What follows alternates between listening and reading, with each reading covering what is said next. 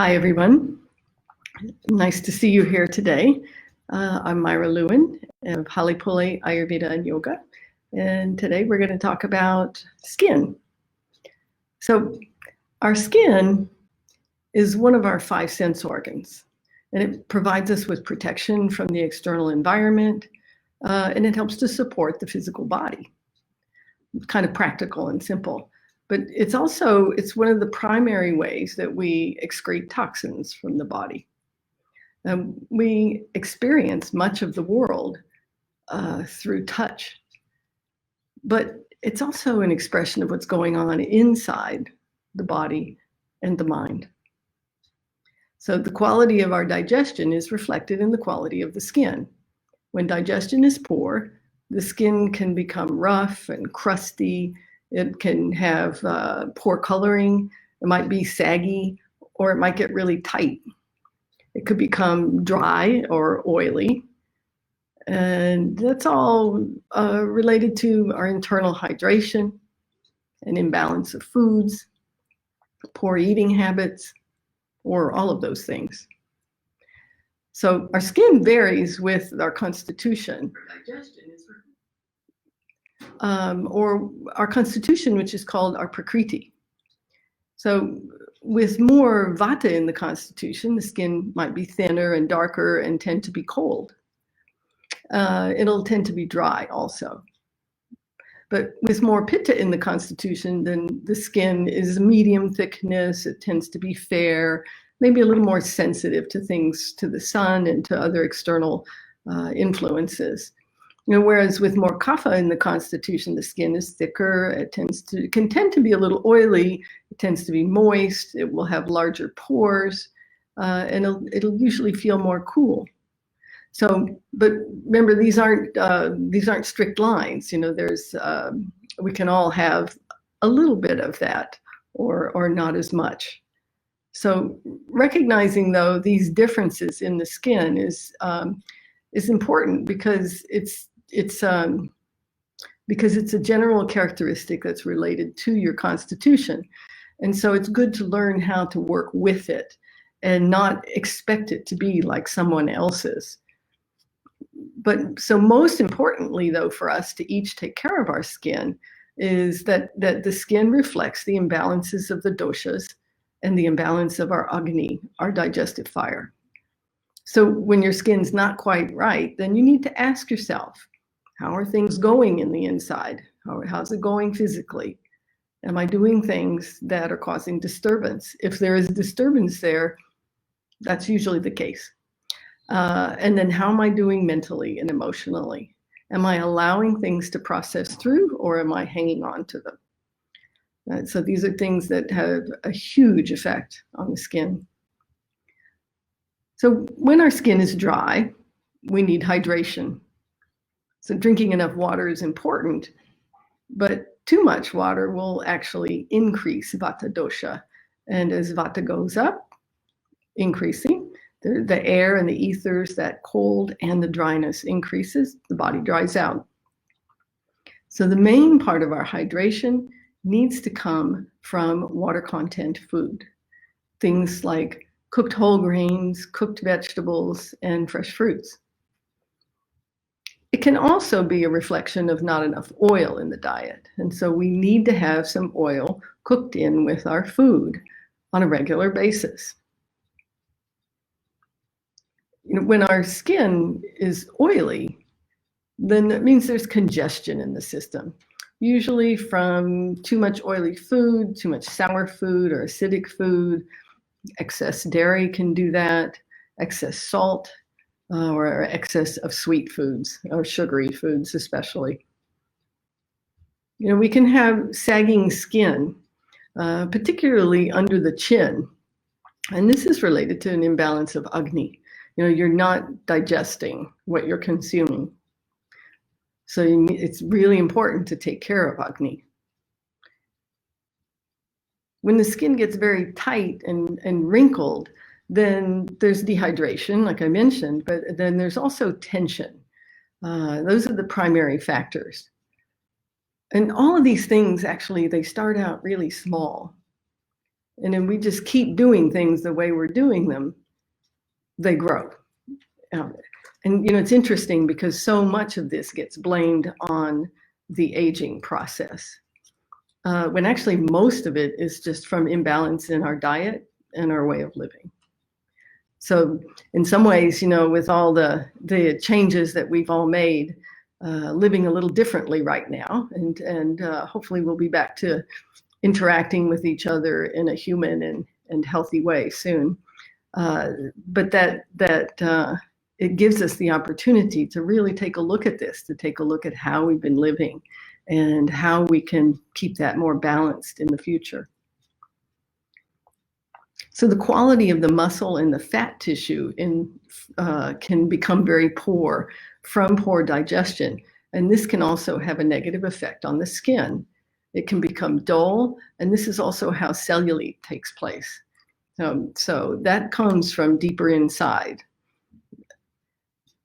So it isn't just the physical, as I mentioned, it's the mental and emotional state as well that's reflected in the skin.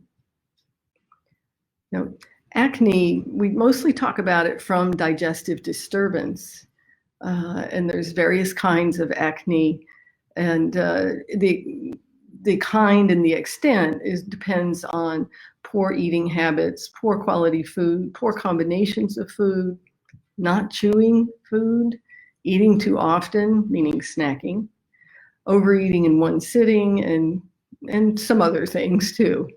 And all of these result in imbalance in the doshas and will have a negative effect on Agni. When Agni is disturbed, then the result is also poor elimination, congestion of the lymph, and the body is attempting to eliminate toxins, and it's unable to, so then it will try to eliminate them through the skin often. So our skin reflects the condition of the digestion of food and of life. The external environment is definitely a factor, but not near as large as what I've just been talking about. So the environment today, our air is much more acidic, which does make it more drying. And then you combine it with a lot of dust and other pollutants, and this is an extra challenge for the skin. But it doesn't mean that we should scrub it hard, and it doesn't mean that we should wash it excessively. Our skin has a natural balance of bacteria. Our body has a natural balance of bacteria, virus, and fungus. And when the doshas are balanced, then those things will be in balance. And if we're doing something, I can think of the skin on the inside of the mouth. If you're always putting mouthwash in there with chemicals and alcohol in it, it's not going to have a balanced environment. Something to think about. So here are a few practices that support the skin. So this first one will give you just a little simple marma sequence for the face. So a marma point is a point where we can have an effect on the flow of prana, or our energy in our body. And so this is just a real simple one, though, that will just help relax your face and also help just relax the tension in the body. There are much more extensive things too. So you can use either your ring finger or your index finger, and use your right hand to start with. And so first, just let your hand and finger come right to the fontanelle, right on the top of the head. And we'll just hold it for a few seconds. But when you're doing this at home, then you could hold it for 30 seconds even. So choose a number, maybe it's 10 seconds to start. And you're just touching lightly, you're not pressing hard. Yeah, because we're really working with the flow. And then come to your right in the center of the forehead. You can do it by counting your breath. And again, we'll just hold a few. And then we'll come right between the eyebrows here.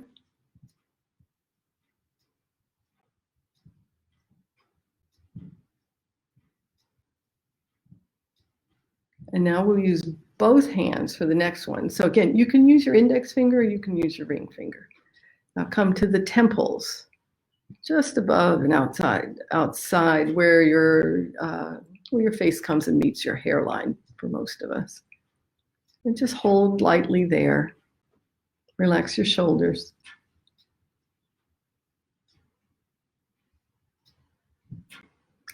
And then bring both of those fingers to right at the bottom of your nostrils, where the nostrils meet the face.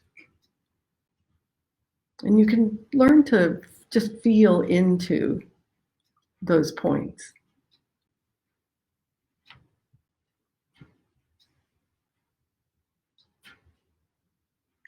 And then come right between your nose and your lip.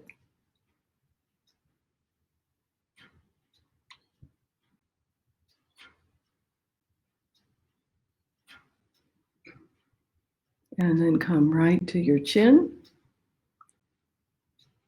We'll go right at the point of the chin almost.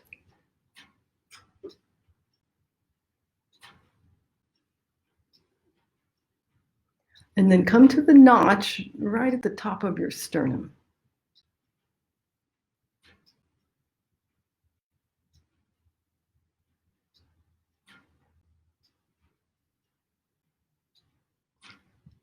And then bring your right finger right up to the top of the head at the fontanelle again. And then the left finger will come right between the breasts at the center of the chest, at the heart.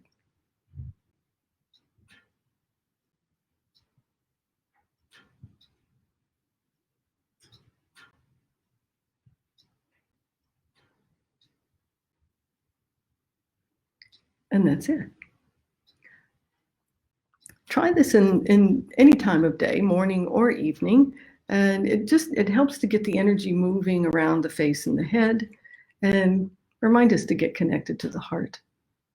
And again, if you hold it longer, then the effect is even deeper. So other things for the skin then, abhyanga, right? With an oil that's appropriate for your skin. So if your skin tends to be thicker and not dry at all, then a lighter oil, maybe like jojoba oil, or if you tend to be cold, a mustard oil is a nice one. The oils are heating and cooling, and some of them are fairly neutral. So when there's vata type skin that tends to be really dry and cold, then sesame oil is a great choice. And then for that pitta type skin that's a little bit more sensitive, almond oil, sunflower oil, or coconut oil in the warmer weather. But really the best thing is an herbal tylum. Tylum just means that it's oil that has had herbs decocted into it, cooked into it. And the reason is that you get the intelligence of the plants working for you, because that's absorbed into the skin.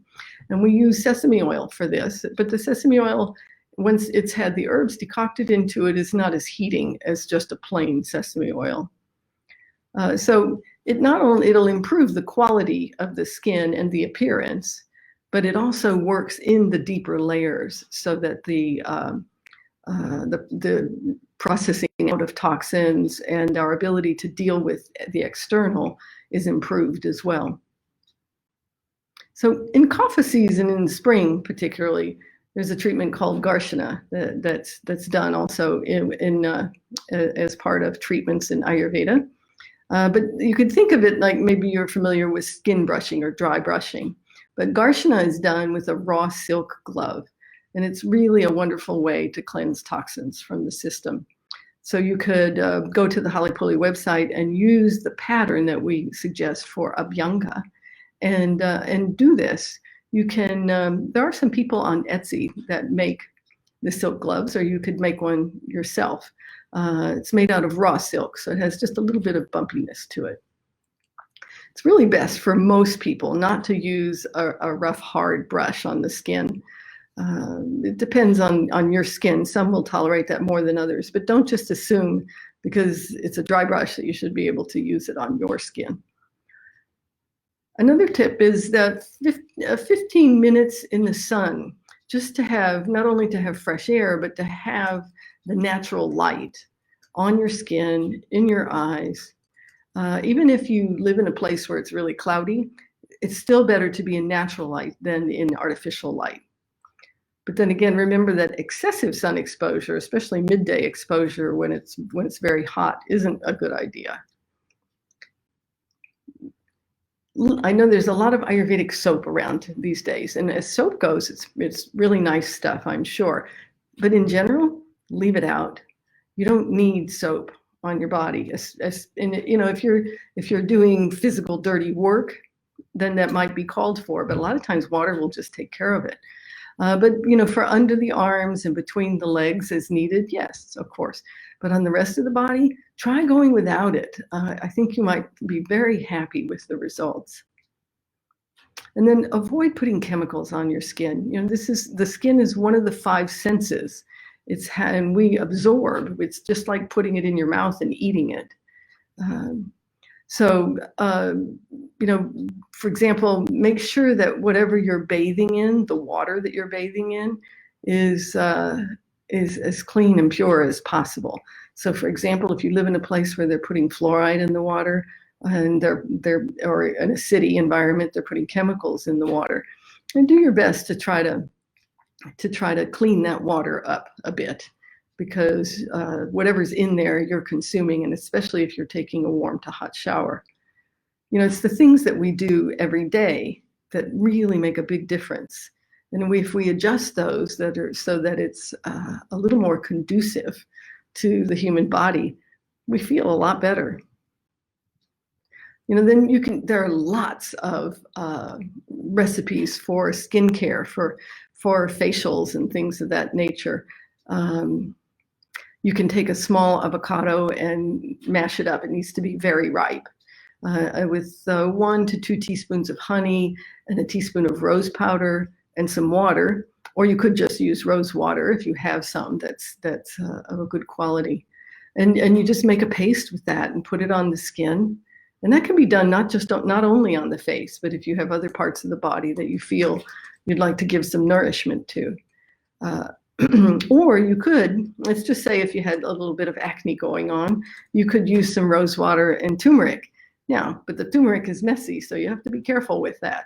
So you want to make a paste. And then there are a number of others that can be made with ginger and that kind of thing. But, you need to be considerate of your skin and the type of skin that you have.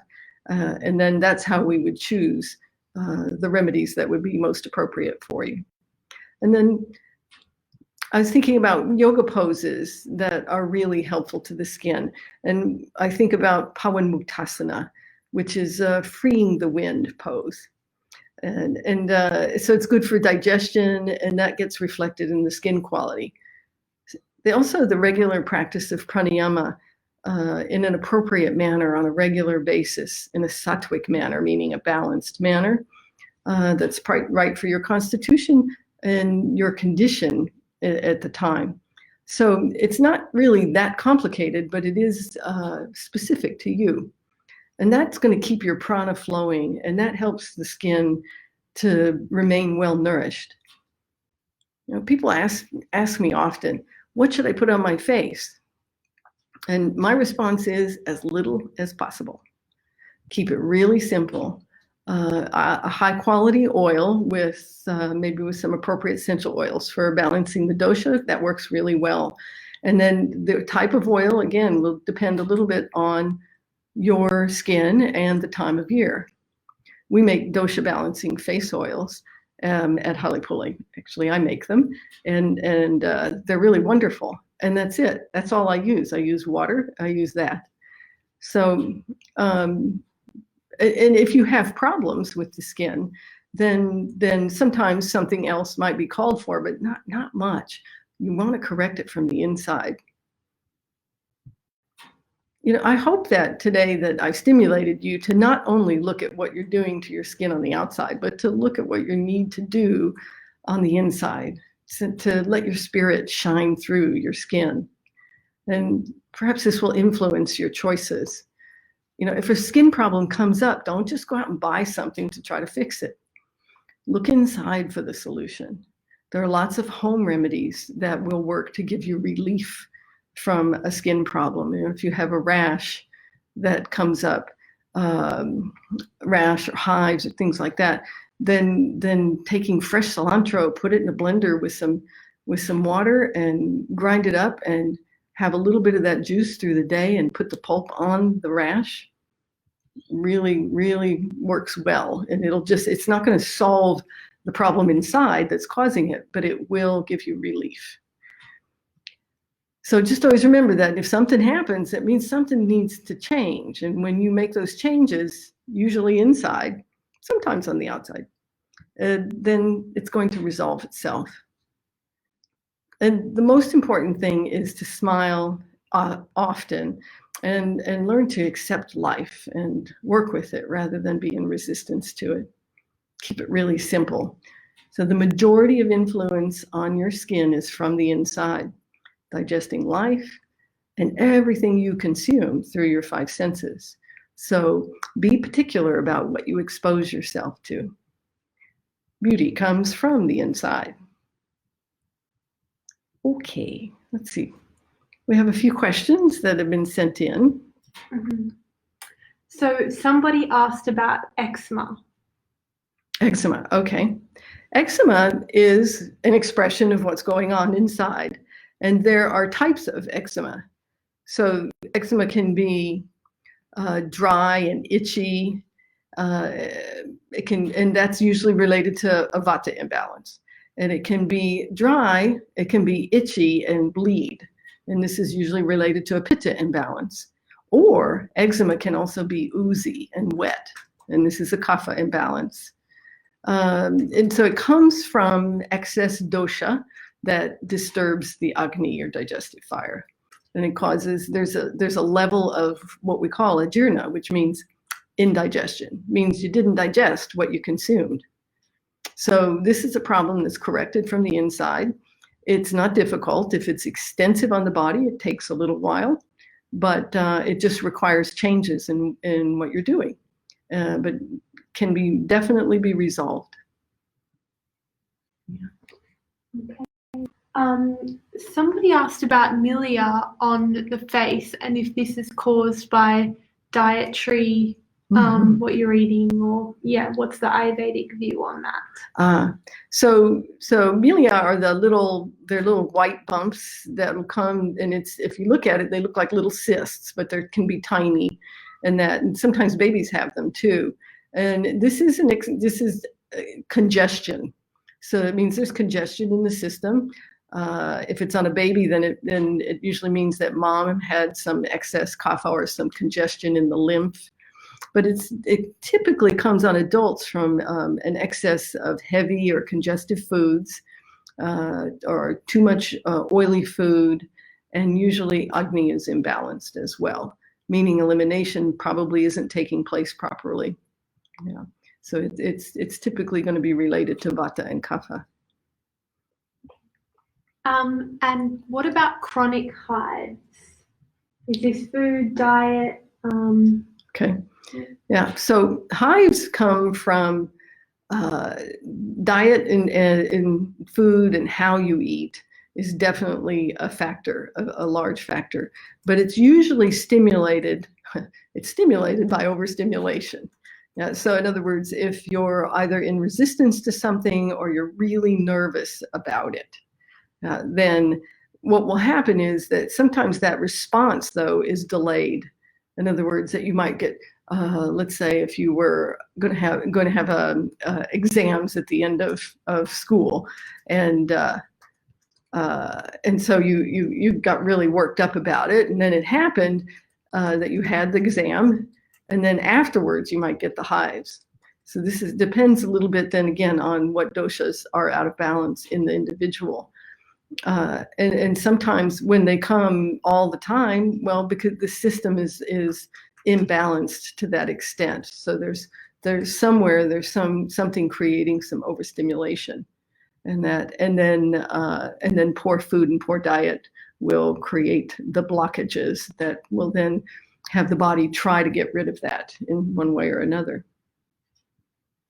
Okay. Someone asked, how much water would you recommend for vata people?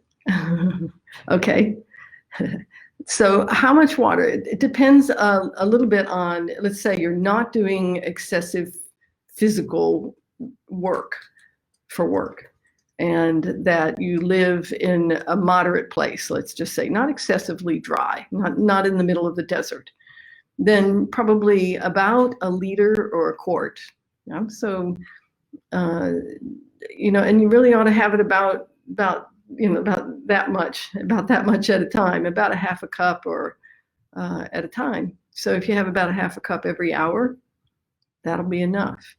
If you feel excessively thirsty, that's usually because there's maybe too much spicing going on, or the food content doesn't have enough water in it. So about that amount. Again, it might be a little bit more for some people, maybe 2 more cups. Again, it would depend on where you live and what you do. Can sesame oil be applied to the face? Yes, sesame oil can be applied to the face. Absolutely. You can, it depends on the individual. So if you're a person who tends to feel really hot, and that I probably wouldn't use sesame oil on the face, but the rest of us, definitely, yeah. How do I deal with dermatitis? Dermatitis. Well, dermatitis is just a general name when there is some kind of inflammation that's causing a rash. And so pretty much everything I talked about today, you really need to take a close look at the diet. What are you eating? What are you drinking? And how are you doing it? In other words, are you eating on the run? Are you eating in environments that are upsetting for you? Those kinds of things, as well as what the food is and how you're feeling about eating.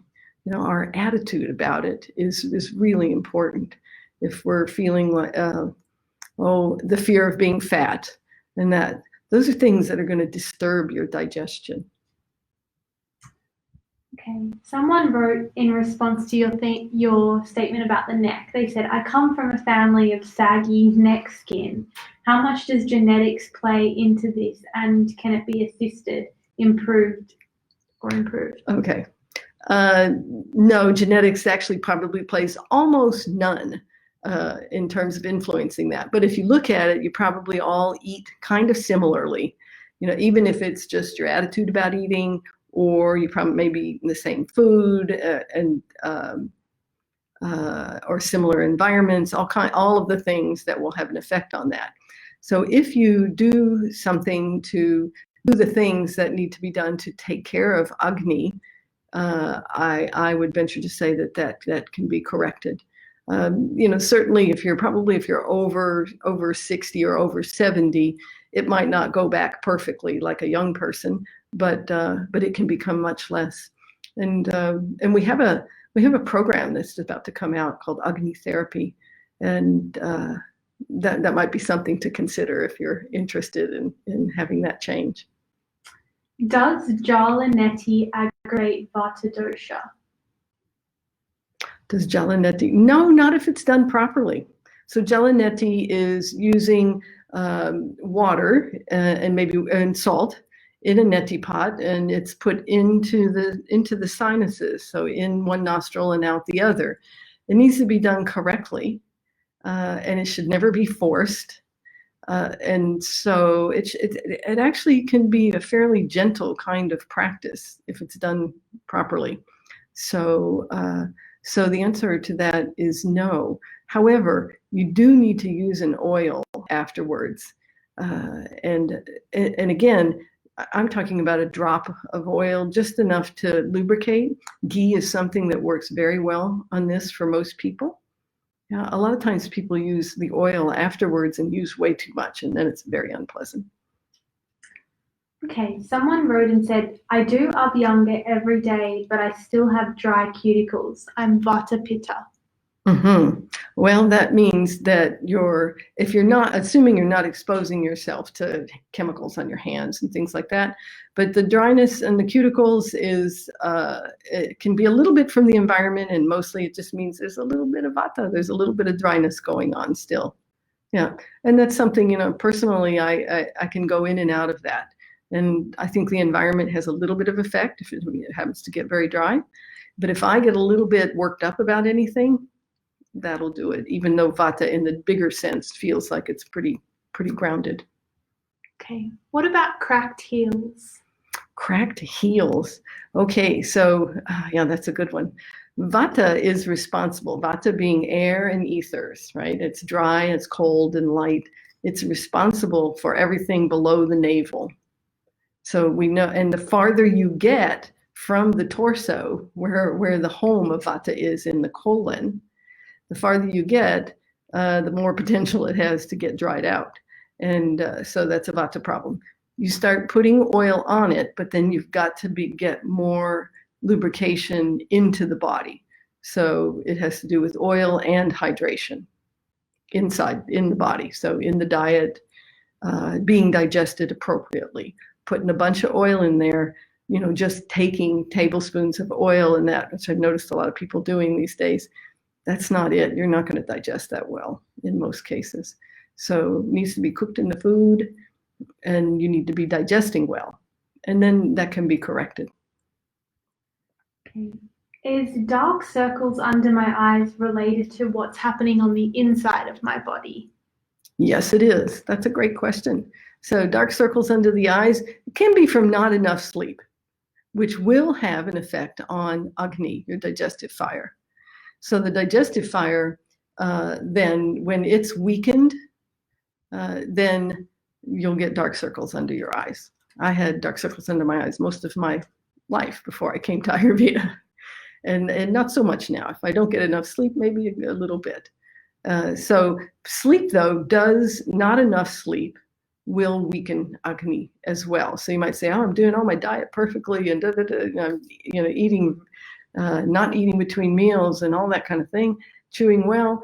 But if I'm only getting 5 or 6 hours of sleep a night, that needs to change. And so we have some things in Ayurveda that, of course, can help solve that. Okay. Someone asked how to reduce redness of scarring on the skin after a surgery. Mm-hmm. So how to reduce the redness and scarring on the skin? It would depend a little bit on the person and their constitution. Yeah. So so you could use there's some pastes that you could use. That would be, let's see if I could give it. I'm a little hesitant to give examples because it really depends on the person and their skin.